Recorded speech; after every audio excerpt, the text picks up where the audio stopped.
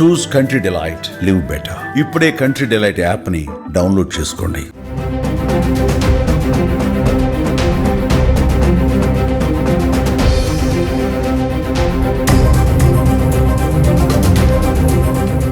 అందరికీ నమస్కారం. నేను Swaroopa Potlapalli. Welcome to Suman TV. Social media open చేస్తే చాలు నెల్లూరుకి చెందిన Disha app Aruna private videos, రాసలీలలు అంటూ అనేక వీడియోస్ కనిపిస్తూ ఉన్నాయి.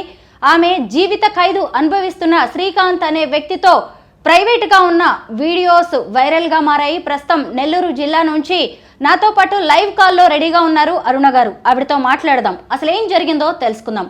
నమస్తే అరుణ గారు. నమస్తే అండి.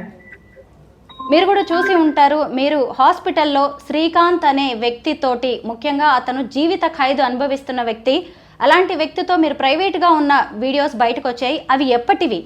అవి లాస్ట్ ఇయర్ డిసెంబర్లో లేకపోతే జనవరిలోగా, నాకు డేట్ అయితే కరెక్ట్గా గుర్తులేదండి. దానిలో తప్పేమీ లేదు అనేది నా ఒపీనియన్. నేను అనేక రకాలుగా టీవీ ఛానల్స్లో కూడా నేను అవి రాసలీలలు అంటే నేను ఖండిస్తానండి. ఎలా అవుతాయి రాసలీలలు? అందులో ఏమన్నా అసభ్యకరమైన ఏమన్నా ఉన్నాయా? నేను దగ్గర కూర్చొని క్రీమ్ రాయించుకుంటున్నాను. ఆయన ఒక చెయ్యి ఇట్లా పెట్టుకొని రాసలీలలు ఏం చేస్తారండి? బుద్ధి లేని రాతలు కాకపోతే ఇవన్నీ కూడా. అరుణ గారు, అసలు శ్రీకాంత్ గారికి అలాగే మీకు ఉన్న అనుబంధం ఏంటి? శ్రీకాంత్ నాకు జైల్లోనే పరిచయం అండి, 2022లో. తర్వాత నేను ఆయన గొంతు విన్నాను. ఈ గొంతు నా భర్త గొంతులాగా ఉందని అనుకున్నానే కానీ తర్వాత నేను ఇష్టపడ్డాను. ఒకరోజు మరి అది దేవుడు రాక ఏమో కానీ జైలు వాళ్ళే నన్ను గెస్ట్గా పిలిచారు. ఆ గెస్ట్గా వెళ్ళిన తర్వాత నేను ఆయనతో నాకు ఇలా నా భర్త చనిపోయాడండి.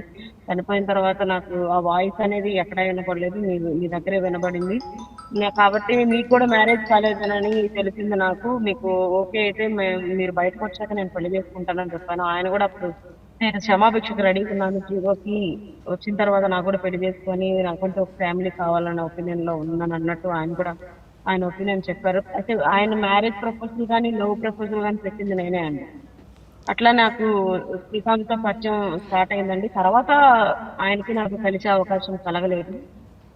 నేను ఎప్పుడు కూడా వెళ్ళలేదండి జైలు.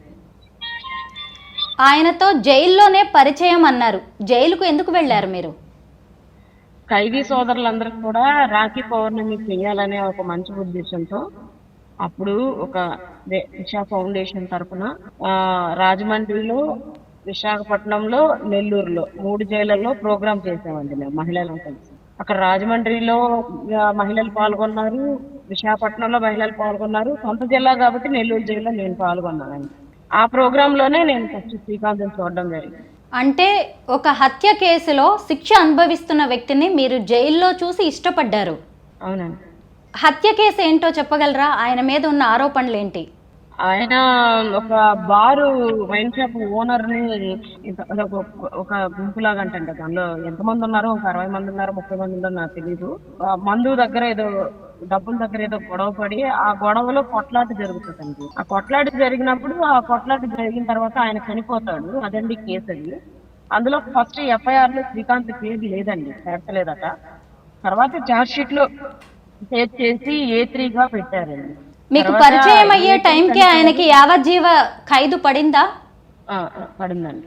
జీవిత ఖైదు అనుభవిస్తున్న వ్యక్తిని చూసి, మీరు జైల్లో ఉన్న వ్యక్తిని చూసి, అది కూడా మర్డర్ కేసులో ఉన్న వ్యక్తిని చూసి మీ భర్త వాయిస్ లా ఉంది అని చెప్పి ఇష్టపడ్డారు, అంతే కదా? అవునండి, అవును. కానీ ఒక సినిమా స్టోరీలా ఉంది అరుణ గారు. ఆయనకి జీవిత ఖైదు రేపు ఎలా ఉంటుంది అనేది కూడా తెలియదు, అయినా మీరు ఇష్టపడ్డారు. అది ప్రేమేనంటారా? మరి మీకు అనిపించట్లేదా అండి?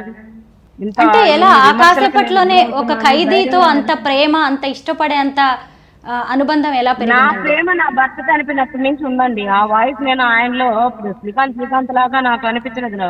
ఆ వాయిస్ అంతా ఆయన విన్న తర్వాత నేను నా భర్తనే ఊహిస్తున్నానండి. అరుణ గారు, మీ హస్బెండ్ ఎలా చనిపోయారో తెలుసుకోవచ్చా? యాక్సిడెంట్ లో చనిపోయారండి.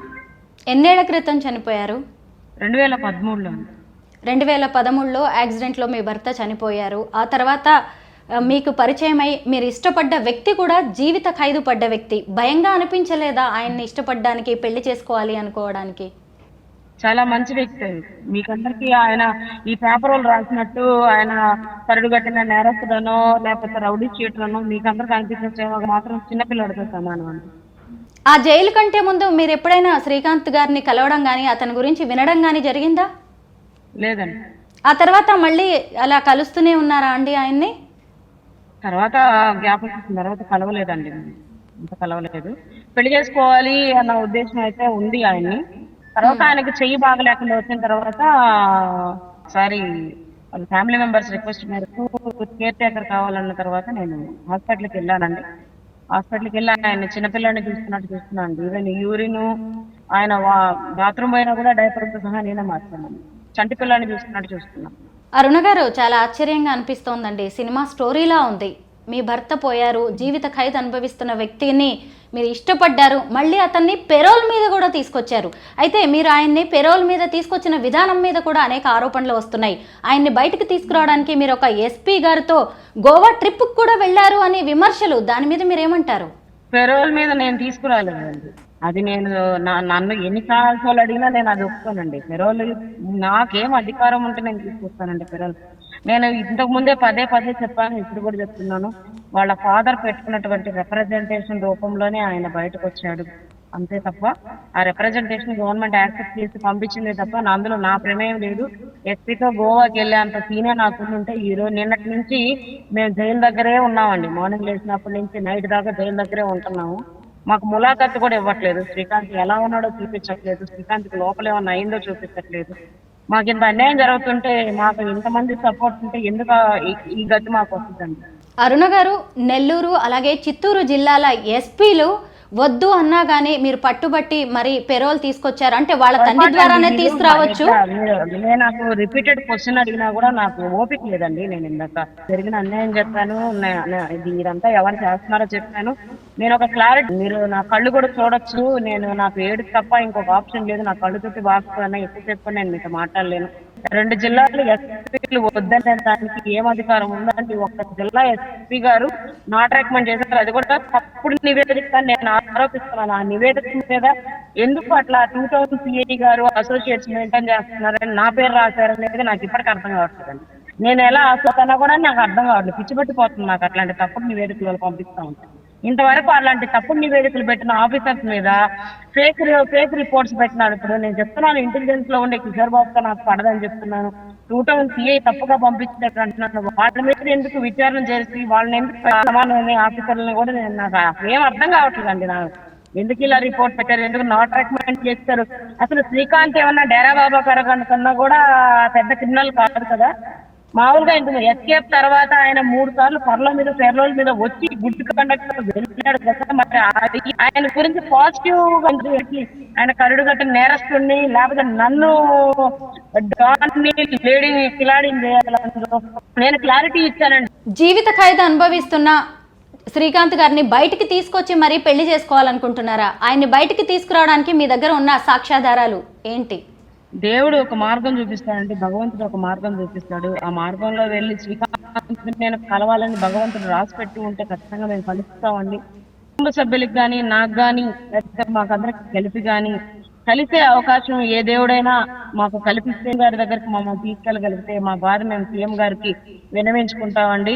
ఆయన కోసం నేను జీవితాంతమైనా వెయిట్ చేసే దానికి సిద్ధంగా ఉన్నాను.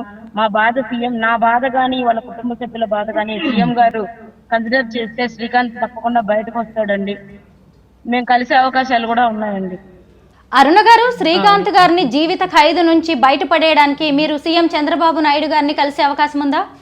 కలిసే అవకాశం ఉందా అంటే అండి, కలిసే క్యాపబిలిటీగా నాకు కానీ వాళ్ళ కుటుంబానికి లేదండి. ఇప్పుడు ఇప్పుడు నేను పడుతున్నటువంటి ఆవేదన వాళ్ళ కుటుంబ సభ్యులు పడుతున్నటువంటి మానకన ఎవరన్నా కన్సిడర్ చేసి తీసుకెళ్తే తప్ప మాకు అలాంటి అవకాశాలు లేవండి.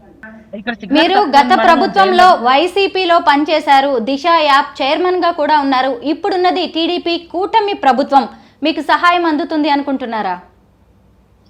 ఏమండి, నాకు వైసీపీతో జర్నీ మీరు చూసుకుంటే ఎలక్షన్స్ ముందే నేను వైసీపీ రాష్ట్ర మంత్లోనే నేను మళ్ళీ ఆ పార్టీ నుంచి చేయడం కూడా జరిగింది. నేను ఎక్కడ వైకర్తగా ఉన్నాను అనేది ఆ 4 రోజుల్లో జరిగినటువంటి మిగతా మీరు చూసినా కూడా నేను మీడియాలో నేను నా మానసిక పోస్ట్ చేసిన నా ప్రైవేట్ ఆర్గనైజేషన్ లో ఉన్న పరిచయాలతో ఆ ఫోటోలు కూడా నేను దిగలిగానండి. కన్సల్టెంట్ ఎమ్మెల్యేలు కాకుండా మహిళల పరిచయాలతో దిగి వైసీపీ కార్యకర్తను లేదా వైసీపీ నాయకురాలను నేను కాదు. కాకపోతే ఆ పార్టీలో ఉన్నటువంటి ఒక నాయకుడు నన్ను ఇబ్బంది పెట్టాడు. ఆ నాయకుడిని తొక్కేసి నేను అక్కడ నా లోకల్లో నేను పేరు సంపాదించుకునేది అయితే వాస్తవం అండి. అంతేగాని నేను కరుడు కట్టిన వైసీపీ నాయకురాలను లేకపోతే దిశ చైర్మన్ నామినేటెడ్ పోస్ట్ అని మీరు భ్రమలో ఉన్నారు. అది కాదండి, అది నా స్వచ్ఛంద సంస్థ. అది హైదరాబాద్లో దిశ హత్య కేసు జరగడంతో మళ్ళీ ఆడపిల్లల మీద ఎలాంటి లైంగిక వేధింపులు హత్యలు లాంటివి జరగకూడదని ఆంధ్రప్రదేశ్ ప్రభుత్వం ఏకంగా దిశ చట్టాన్నే తీసుకొచ్చింది. దిశ యాప్కి మీరు చైర్మన్గా ఉన్నారు. ఆ దిశ ద్వారా మీరు ఏం చేశారు పనులు? నేను అసలు దానికి చైర్మన్ గా ఉన్నానని మీకు అసలు ఎవరు తప్పుడు సమాచారాలు ఇచ్చారు నాకు అర్థం కావట్లేదండి.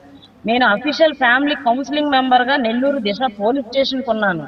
నేనెందుకు మొత్తము ఆ యాప్ కి చైర్మన్ గా నన్ను ఎందుకు చేస్తారు?